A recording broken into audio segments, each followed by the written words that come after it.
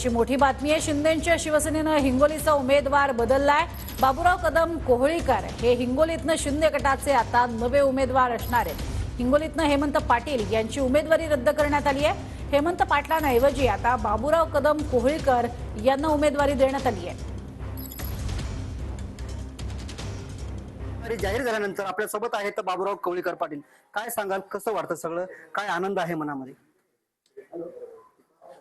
आनंदापेक्षा खूप मोठी जबाबदारी माझ्यावर महाराष्ट्र राज्याचे मुख्यमंत्री एकनाथभाई शिंदे यांनी सोपविलेली आहे, जे की हिंगोली लोकसभेची उमेदवारी देऊन, आणि आनंदापेक्षा दबाव खूप माझ्यावर वाढलेला आहे।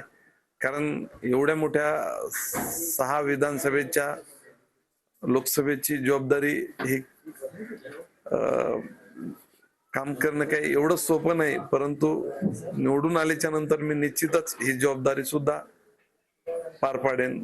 परंतु मला म्हणजे लोकसभेमध्ये आजही खर्च लागतच नाही।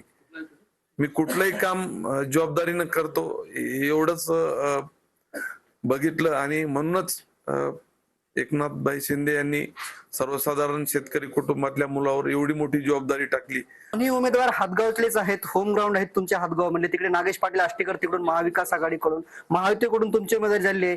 कशी फाईट असणार आहे? उमेदवार आमच्या हातगावचेच आहे। त्यांनी विद्यमान आमदार होते 2019 ला, आणि मी अपक्ष उभा होतो त्यांच्या अपोज मध्ये। मला जनतेनं 61,000 मतं दिली होती आणि त्यांना 40-42,000, त्याच्यामुळं ते 3ऱ्या क्रमांकावर गेले होते, आणि मला काही अशी भीतीचा विषयच नाही। कॅमेरामन ज्ञानेश्वर वानखेडेसह मी रमेश चेंडके, TV9 मराठी, हिंगोली।